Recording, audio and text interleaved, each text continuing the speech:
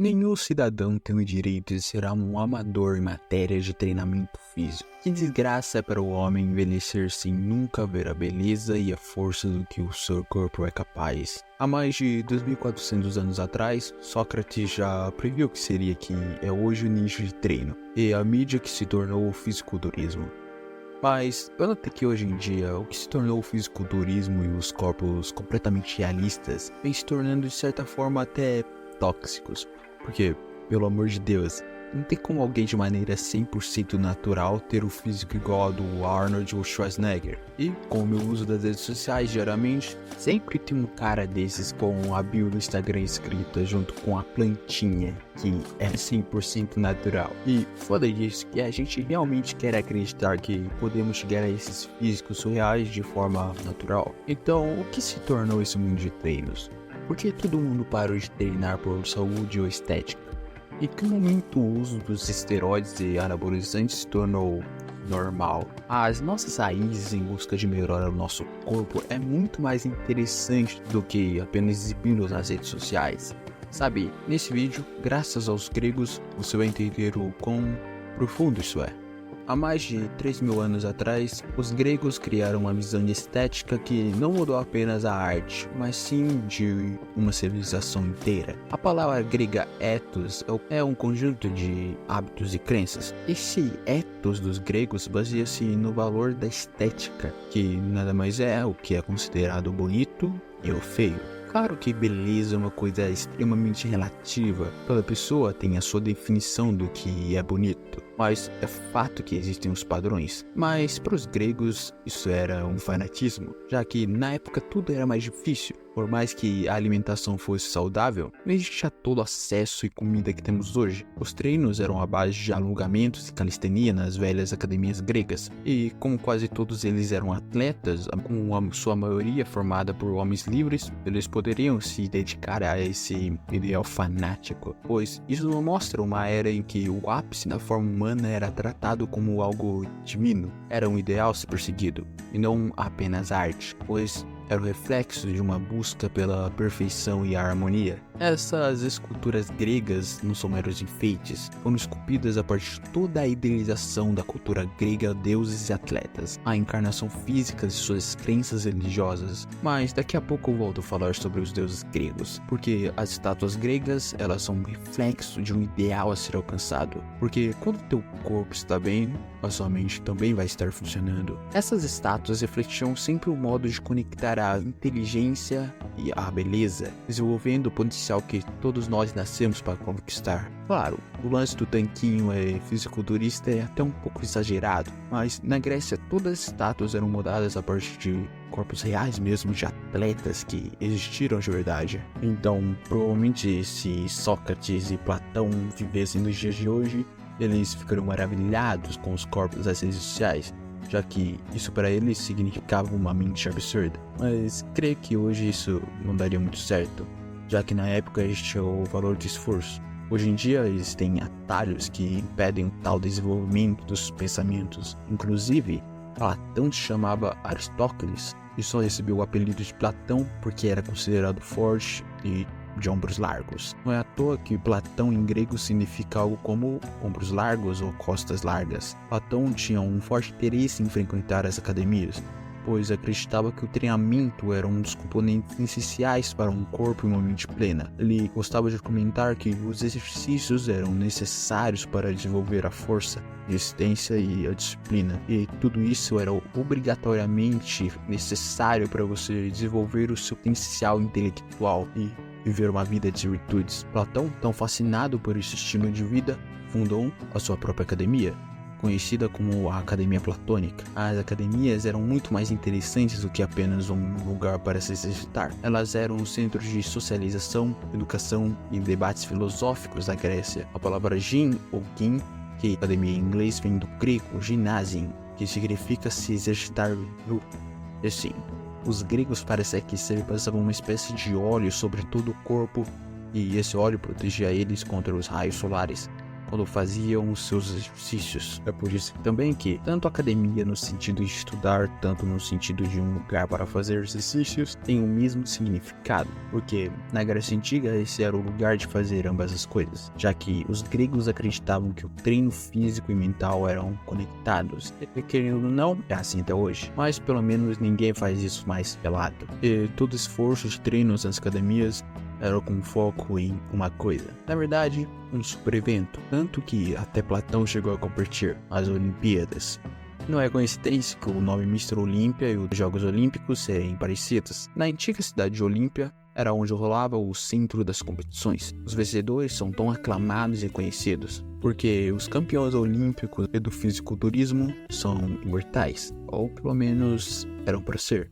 Dizem que um homem ele só morre quando seu nome é citado pela última vez. Os gregos valorizavam muito seus campeões olímpicos. Odisseus é um exemplo, pois ligado a uma herança cultural eterna, e isso que torna eles imortais. Na mitologia grega, quando Zeus derrotou Cronos, dizem que Zeus cortou suas bolas e foi brincar com seus filhos para comemorar a vitória sobre os titãs. E para homenagear os seus deuses, os gregos criaram os Jogos Olímpicos. E pode confiar que isso é real. Pergunta para qualquer grego na época para ver se eles não concordam.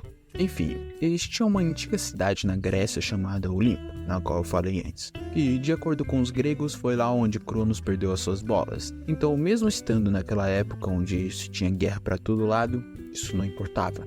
A cada 4 anos, as cidades gregas inimigas faziam uma trégua temporária e se reuniam na cidade para celebrar. E aí surgiu o nome Olimpíadas. E rolava de tudo: lutas, corridas, arremessos de lanças e com todos pelados. Porque imagina na época realizar os exercícios com a cortina da sua avó, que era mais ou menos isso como eram as roupas deles. Então, com o tempo ficou simplesmente mais prático fazer os exercícios pelados. Mas voltando para o principal, você percebeu como tá tudo conectado? Para os gregos, seus deuses tinham corpos e mentes perfeitamente conectados. Suas motivações eram entrar nas academias, treinar como atletas para as Olimpíadas. Vencedores de Olimpíadas recebiam muito mais do que uma medalha de ouro. Eram idolatrados como seus deuses. Recebiam ouro, cargos políticos, conhecimento, claro, as estátuas que representavam a sua imortalidade. Mas claro que alguma hora tudo iria mudar, pois essa prática teria que se revolucionar, mas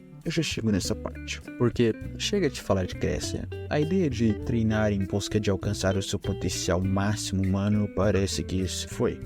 Quando o Império Romano chegou invadindo e dominando a Grécia, seus imperadores não gostavam de nada disso. As Olimpíadas nada mais eram que consideradas um festival pagão dos gregos. Mais de 1500 anos depois, inicia-se uma revolução. Fisiculturismo, que significa bodybuilding, que em inglês é literalmente construção de corpo, se tornou uma competição que busca o corpo com menos percentual de gordura acompanhada ao desenvolvimento de cada pequeno músculo. O nome Mr. Olympia, que é a principal competição, é uma referência clara e direta à Olímpia da cultura grega, mas o preço se tornou alto. Um atleta sacrifica muito de sua saúde e de seu corpo, tanto emocional, tanto físico, graças ao uso de substâncias, e pode até mesmo levar à morte. Mas, afinal, que isso se tornou uma obsessão? Na época dos gregos e até dos romanos, já existia o fisiculturismo, que buscava estética em cada fibra de músculos, mas não era do jeito que está nos dias de hoje. Afinal, por que alguém trabalharia tanto para alcançar o ápice estético se não fosse obcecado por isso? Mas depois eu falo sobre o que é a perfeição. A evolução começou há muitos anos atrás. No final do século XIX, o fisiculturismo renasceu. Devemos a eles essa inundação do nicho dos treinos. Eugênio Sandel, o pai da musculação, foi que criou tudo isso. Eugênio gostava de carregar pesos e mostrar a estética do seu corpo. Viajava até a Itália procurando inspirações para alcançar o máximo potencial do seu corpo. Ele tentava passar em seu corpo aquilo que via no mármore, no bronze das estátuas grego-romanas, já que aquilo era o ideal perfeito de corpo perfeito naquela época. A partir disso, Eugênio organizou em Londres a primeira competição de fisiculturismo da história. Mas tudo começou a dar errado no meio do século XX. A tecnologia dos treinos foi aumentando. e as coisas começaram a mudar. Antes, existia muita limitação dos equipamentos, o que dificultava muito o ganho de músculo no peitoral e em músculos menores. Não é à toa que o físico do Eugene era um físico mais limitado, sem muito ganho de peito, o que justamente parecia muito com as estátuas gregas, devido às limitações de ambas as épocas. Mas por volta de 1920, isso mudou. No fisiculturismo, com o supino, os atletas começaram a terem seus peitos mais avantajados e desenvolveram cada fibra de pequenos músculos. E assim, o fisiculturismo criou a sua própria identidade e fomos nos distanciando da cultura grega. Arnold e Flex Wheeler são exemplos perfeitos de corpos muito mais avantajados e como cada pequeno músculo foi desenvolvido, graças à tecnologia dos equipamentos e, claro, à ajuda do suco.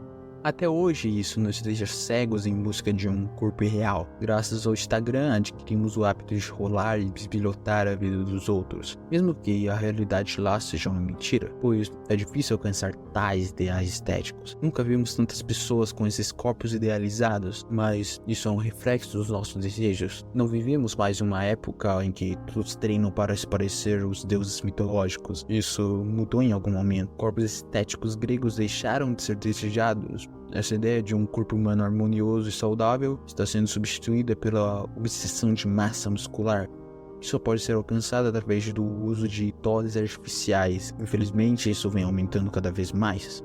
E olha, cara, não nascemos super inteligentes ou com corpos sarados. A ideia de que temos esse potencial e que podemos alcançá-lo com trabalho fascinante, pois ambas podem ser desenvolvidas. Um corpo estético de forma inconsciente representa para nós disciplina e inteligência, significando que alcançamos nossos potenciais. Uma evolução estética que vem desde os antigos gregos, uma metamorfose do belo da compreensão humana, um novo capítulo nessa busca contínua pela perfeição física. O fisiculturismo, como uma manifestação extrema dessa busca, empurra os limites do corpo humano para além do imaginável, muitas vezes à custa da própria saúde. No entanto, é vital lembrar que no coração de toda essa evolução reside uma verdade imutável.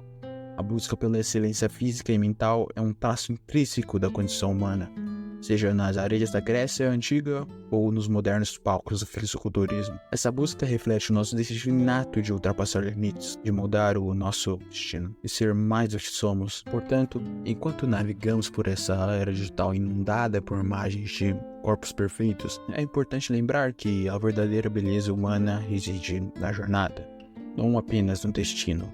A perfeição não é um ponto fixo, mas um horizonte sempre em expansão. Um ideal que nos desafia a crescer e aprender a nos transformar. Assim como os gregos antigos nos ensinaram, a verdadeira perfeição é a harmonia entre o corpo e a mente, uma sinfonia de nossa força, saúde e sabedoria. Que possamos então abraçar a nossa própria jornada em busca da excelência, inspirados pela história, motivados pelo futuro. Que o legado dos antigos gregos sirva como um lembrete de que em cada um de nós reside a capacidade de moldar não apenas nossos corpos, mas também os nossos destinos, com a força, a determinação e a beleza que são a parte integral do que significa ser humano. E bom, aqui no primeiro link da descrição, vou estar deixando o meu canal privado, onde estou permitindo falar sem ser censurado. A melhor parte é que lá está a nova economia, aquela que vai te fazer aprender tudo sobre os negócios digitais. E foi onde eu aprendi também. Uma série de vídeos que vai te ensinar a conquistar a sua liberdade, usando o poder da internet. Então, vai dar uma olhada lá. Ou você pode salvar, ou melhor dizendo, salvar 10 anos da sua vida em apenas um vídeo. Então, vai assistir esse vídeo agora.